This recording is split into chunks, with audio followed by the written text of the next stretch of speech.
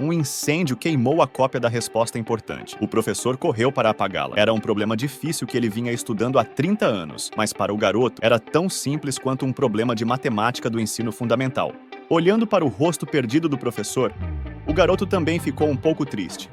Na maioria dos dias, eu queria que nunca tivesse tido a mesma sorte quando podia dormir à noite. O zelador do MIT havia resolvido inadvertidamente um problema de matemática no corredor outro dia, mas ele não sabia que havia apenas 2 pessoas no mundo capazes de fazer isso, e no dia seguinte, a sala de aula estava lotada de pessoas querendo ver quem era esse gênio. E naquele momento, Will estava brigando com alguns punks, e sem que ele soubesse, o professor decidiu brigar novamente. E dessa vez, ele levou 2 anos para resolver o quebra-cabeça. E, em 2 dias, o misterioso gênio da matemática deu a resposta novamente. O professor o viu e descobriu que ele era um zelador, mas o zelador não queria ser encontrado e abusou do professor. O professor foi ao escritório de administração do prédio e o encontrou. Mas, no momento, Will estava em uma briga no tribunal naquele dia, chutando o rosto de um policial, e ele estava sendo processado. E o professor observou Will se defender em uma briga que até mesmo o advogado da polícia ficou pasmo. E o professor decidiu que ele era um gênio, mas, dessa vez, Will estava em apuros, e ele havia se defendido de muitos assaltos, roubos e prisões anteriores. E dessa vez, por bater no policial, o juiz o mandou direto para a cadeia. O professor foi à prisão e estava preparado para libertá-lo com 2 condições: que toda semana Will cooperasse com ele na resolução de seus problemas de matemática e, em segundo lugar, que Will fosse a um psiquiatra. Will não queria ir a um psiquiatra, mas não queria ir para a cadeia e teve de concordar em ser um paciente. Quando saiu da prisão, Will continuou a sair com seus amigos, e eles ficavam juntos do amanhecer ao anoitecer, e dava para perceber que eles tinham muito vazio dentro deles. Logo, Will começou a resolver com o professor o que lhe parecia ser um problema difícil, e com algumas pinceladas simples, Will acertou em cheio, e o professor acariciou sua cabeça como um velho pai. Logo, Will iria se encontrar com seu primeiro psiquiatra, e durante esse encontro, descobriu que tinha um problema com sua sexualidade ao ler um livro escrito pelo psiquiatra, que ele aproveitou para expulsar o psiquiatra de sua casa, o que ele fez. O segundo psiquiatra usou a hipnose, mas ela não funcionou com o paciente genial. Enquanto conversávamos, Will cantou uma música, e a segunda falhou. Depois que Will irritou 5 psiquiatras seguidos, o professor encontrou seu amigo de faculdade Sean, professor de psicologia, e no decorrer da primeira conversa, Will estava ansioso para encher a sala de operações especiais e logo depois conseguiu discernir, por meio da observação de uma de suas pinturas, o estado mental em que se encontrava. Você está no meio de uma tempestade, e em segundo lugar, está casado com a mulher errada. Para irritá-lo, Will continuou com suas agressões verbais e o advertiu para que não insultasse sua falecida esposa. E quando Will disse novamente que era verdade, você está casado com a mulher errada, Sean correu até ele em um acesso de raiva, esganou Will e ameaçou matá-lo. E Will ficou chocado com a maneira como ele costumava provocar os psicólogos. No passado, quando ele provocava os psiquiatras, eles primeiro entravam em pânico, depois disfarçavam a raiva e depois se recusavam a continuar a tratá-lo. Mas Sean não. Ele também havia sido picado, mas expressou sua raiva diretamente, e o que é ainda mais diferente, concordou em continuar a tratá-lo. Na segunda sessão, Sean admitiu pela primeira vez que Will havia sido picado e que isso o havia feito ficar acordado à noite, mas em meio a toda essa dor, Sean havia pensado muito sobre isso. E então, em uma declaração comovente, ele disse: "Você é apenas uma criança. Não sabe o que está fazendo. Você é apenas um garoto, não sabe do que está falando, e tenho certeza de que não sabe me dizer qual é o cheiro deste templo. E você nunca ficou parado e olhou para esse lindo céu.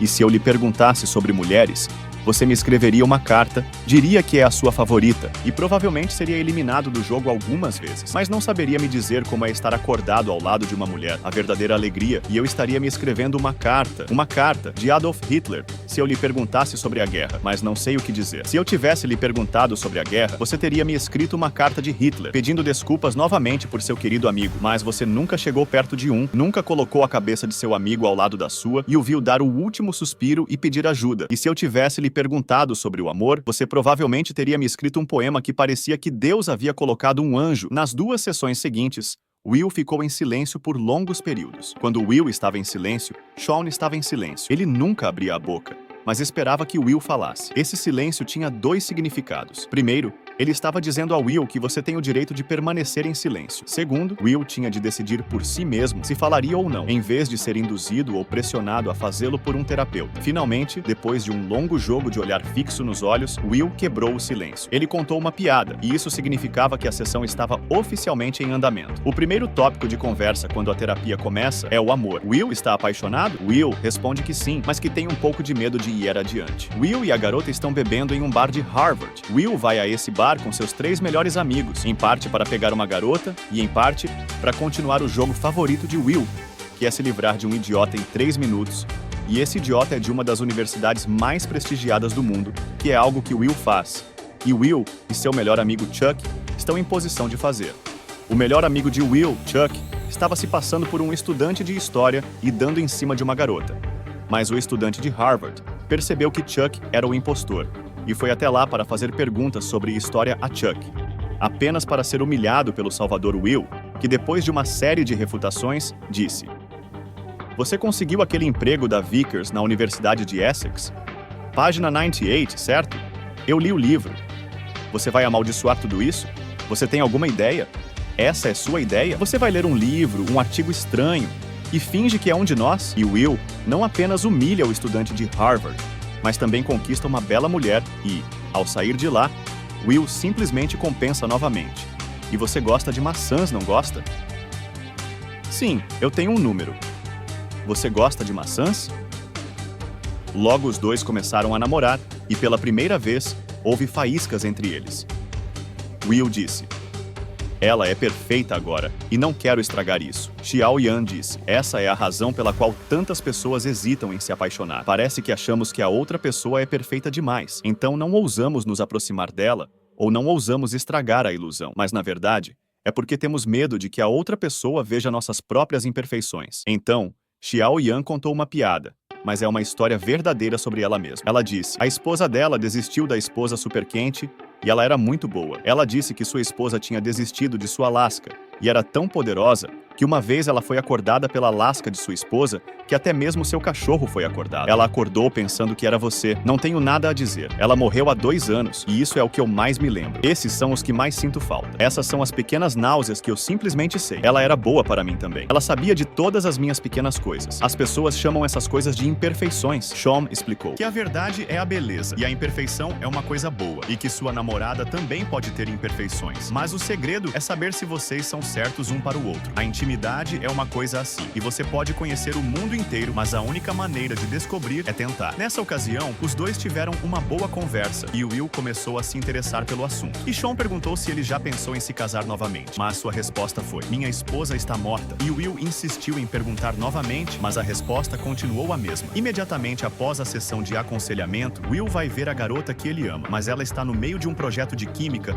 e não pode sair com ele. E Will, com sua mente brilhante, imediatamente escreve a resposta lá embaixo e os dois saem para encobrir o fato de que ele é um cavalheiro e um superador. E Will mente e diz a ela que tem 12 irmãos mais velhos e acerta 12 delas 2 vezes seguidas, o que convence a garota de que ela é um cavalheiro e um superador. E em um ponto durante a sessão de terapia, eles estão falando sobre um jogo de temporada de chuva e os dois estão animados com isso. Os dois estavam muito empolgados e, quando o clima estava no auge, Will estava tão empolgado que disse: não acredito que você tem ingressos para esse jogo. Não, eu estava em um bar tomando um drink com minha futura esposa. Você perdeu o Showmerun de Pudge Fist para tomar um drink com uma senhora que nunca conheceu? Sim, mas você deveria tê-la visto. Não me importo se a Helena Troia entrar na sala, é o 6º jogo. Meu Deus, e quem são esses seus amigos? O que você disse a eles? Eu apenas coloquei meu ingresso sobre a mesa e disse: desculpe, pessoal, mas eu não queria falar sobre uma garota. Depois disso, os dois se acalmaram e Sean disse que não se arrependia de ter perdido o jogo, que não se arrependia de estar casado com sua esposa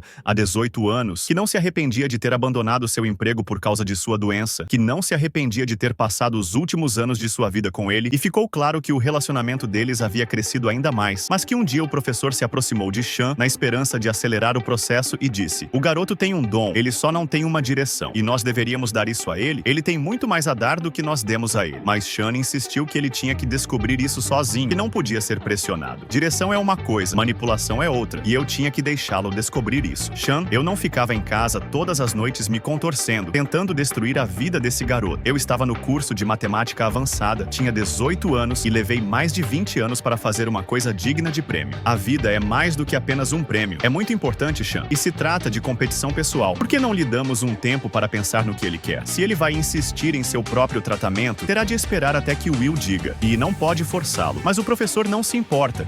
Ele já começou a organizar o trabalho de Will.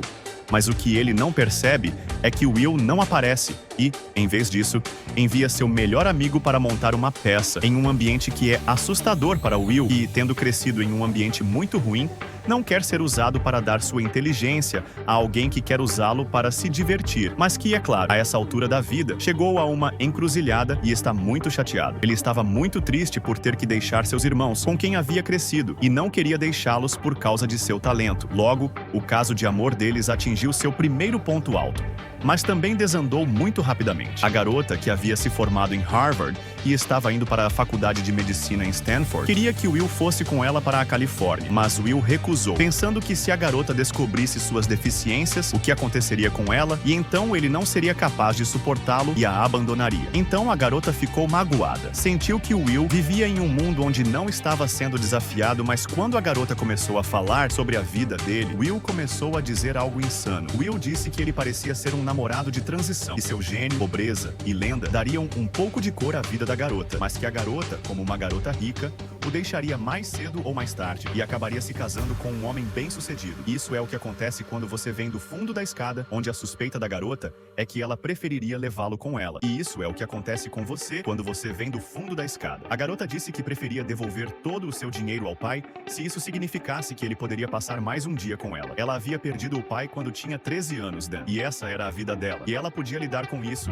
E então ela perguntou ao Will, foda-se, eu quero dar tudo de volta e pelo menos eu estou sozinho com você? Depois de um momento de raiva, a garota disse, eu amo você e se você não ama, por favor me diga. A garota queria que Will fosse para a Califórnia com ela, para provar seu amor por ele. Mas, no mundo de Will, a realocação era a pior coisa que poderia acontecer com ele. Ele havia sido abandonado pelos pais, depois colocado em um orfanato particular e em 3 ocasiões diferentes sofreu abusos graves. Então, no fundo, ele achava que uma mudança de lar seria a pior coisa que poderia acontecer com ele. Alguns dias depois, o recém-desconectado Will estava trabalhando em um problema de matemática com seu professor, que o questionou várias vezes, mas foi interrompido por Will, que estava convencido de que estava certo, e disse ao professor para não questioná-lo e levá-lo para casa para trabalhar em sua identificação. Quando Will estava indo embora, os dois estavam discutindo seus empregos, e Will, no fundo, tinha medo desse tipo de trabalho, mas o professor achava que era hora de ele ir ver o mundo, e que merecia uma palavra de agradecimento por tudo o que tinha feito por ele, e que, assim que o professor lhe deu as costas,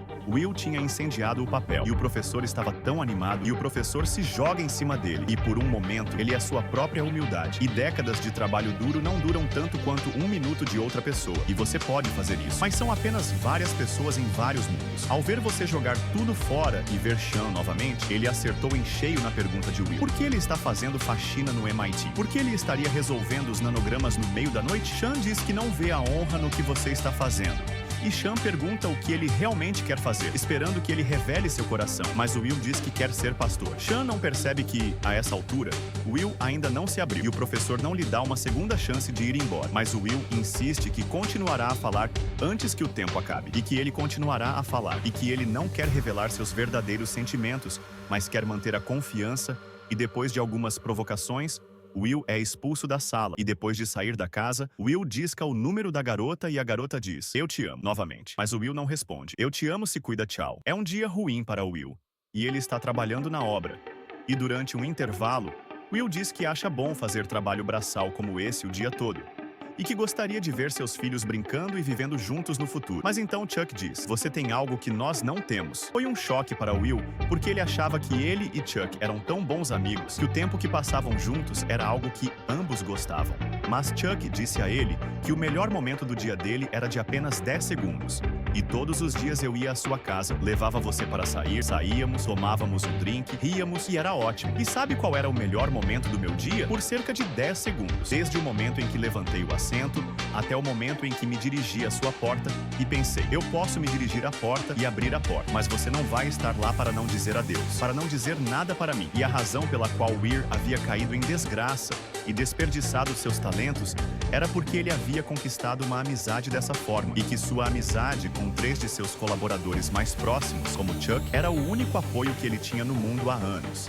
E que, por outro lado, o professor e Sean haviam se desentendido com o professor. O professor e Sean estão em conflito, o professor insistindo que ele está certo, que seus talentos não devem ser desperdiçados, e Sean argumentando que todos devem fazer suas próprias escolhas, que ele não deve ser pressionado, e enquanto eles estão discutindo sobre isso, Vale finalmente volta para a sala de terapia de Sean, e Sean pega o arquivo de Vale sobre seus problemas e abusos, e Vale pergunta se ele teve alguma experiência com isso, e Sean admite que seu pai era um alcoólatra que chegava em casa bêbado e tentava bater nas pessoas. Sean se irritava com ele para proteger a mãe e o irmão, e enquanto conversávamos, Sean dizia a Will repetidamente: a culpa não é sua. A primeira vez que Sean disse isso foi quando Will disse: eu sei, mas Will não sabia disso. Estava apenas falando da boca para fora. Sean continuou dizendo: não brinque comigo, Xanótio. A culpa não é sua. Por fim, as defesas de Will entraram em colapso e ele se jogou em cima de Will, que caiu sobre ele. Ele se jogou em cima de Sean, abraçou-o com força e chorou como um bebê. Esse abraço teve um grande significado simbólico, pois significava que, pela primeira vez, Will realmente confiava em um bom relacionamento. E, depois disso, Will se abriu. Alguns dias depois, ele se candidatou a um emprego em uma empresa recomendada por seu professor e, ao mesmo tempo, estava muito chateado com seu relacionamento com Sean e queria manter contato com ele. No aniversário de Will, seus irmãos juntaram o dinheiro e as peças sobressalentes para montar um carro para ele. Depois que Will saiu da escuridão de seu passado, Sean conseguiu fazer seu carro voltar à vida. Sean também saiu do armário de seu luto no final do dia. Will desceu as escadas e deixou uma carta, dizendo que, se o professor alguma vez lhe perguntasse sobre seu emprego, por favor, ajudasse-o, pedisse desculpas, mas ele estava indo procurar uma garota. E você, seu filho da puta, havia roubado a mãe dele. E o dia que seu bom amigo Chuck estava esperando havia chegado. E quando ele bateu novamente na porta de Will, não houve resposta. E depois de uma rápida olhada ao redor, Chuck sorriu e Will partiu para a Califórnia no carro batido que Chuck e seus amigos lhe deram para encontrar a garota.